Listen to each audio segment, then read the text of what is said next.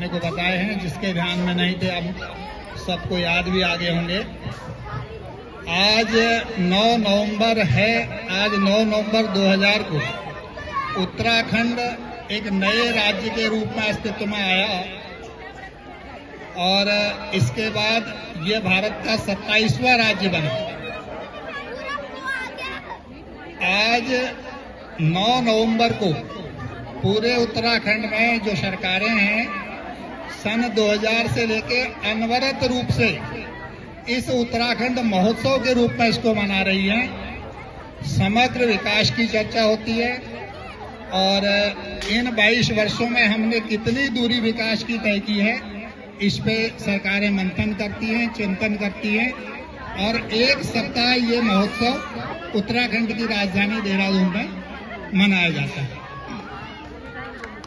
देवभूमि उत्तराखंड कहते हैं, यहाँ देवताओं का वास, इसलिए इसे देवभूमि भी कहा जाता है।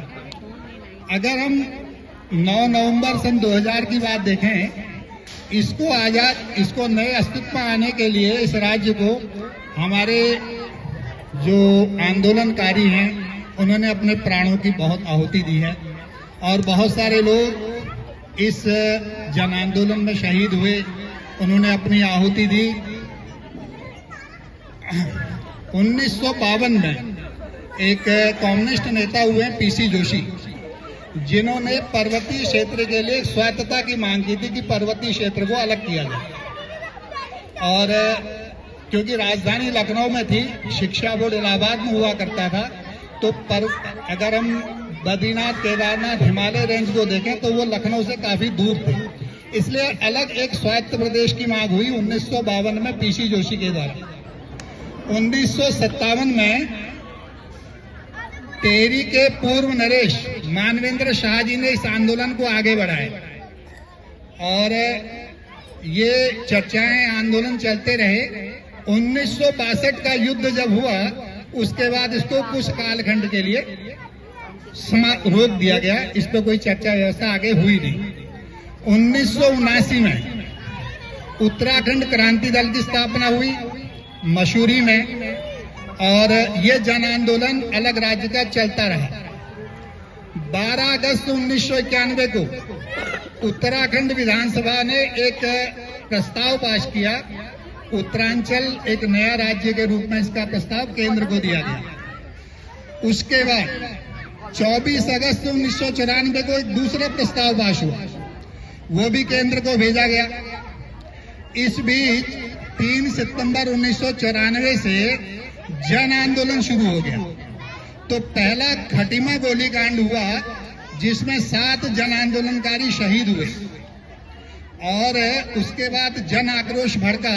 पूरे उत्तराखंड में जनता आक्रोशित हुई और नए राज्य के लिए मांग पकड़ने लगी। इसके बाद 2 अक्टूबर 1994 को रामपुर तिराहा कांड हुआ। देहरादून से दिल्ली आते हुए 2 अक्टूबर को शांतिपूर्ण कार्यकर्ताओं पर बर्बर कार्रवाई हुई, उसमें 7 लोग मारे गए। उसके अगले दिन 3 अक्टूबर को देहरादून में आक्रोशित भीड़ ने, क्योंकि 2 अक्टूबर की रात को जो जघन्य अपराध रामपुर तिराहा में हुआ था, उसका जनता भड़की हुई थी।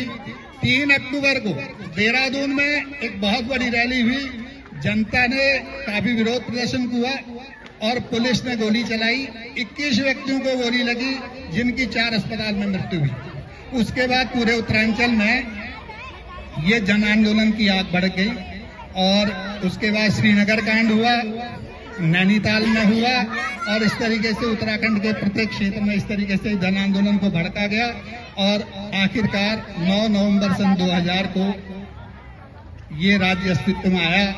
हम उन शहीदों को, जिन्होंने अपने परिवार उजाड़ दिए, जिन्होंने अपना जीवन दे दिया, आज पूरे हर्षोल्लास से यहाँ पर ये सब मनाया जा रहा है। इससे पहले कुछ मिनट मौन होकर श्रद्धांजलि दी गई शहीदों के लिए।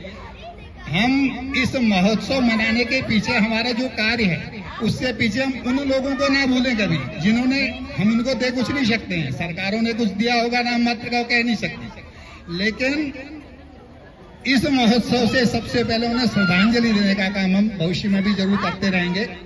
हमारा यही उद्देश्य है कि समाज में जो ये जागृति है और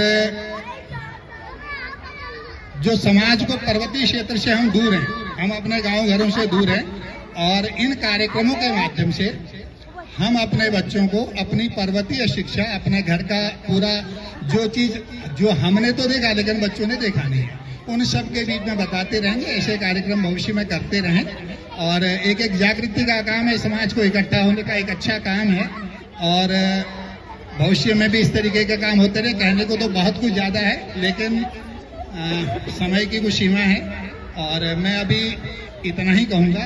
और कार्यक्रम बहुत सुंदर है, बच्चों की बहुत सुंदर प्रस्तुति है, और इस तरीके से कार्यक्रम बहुत सुंदर हुआ, बहुत बढ़िया।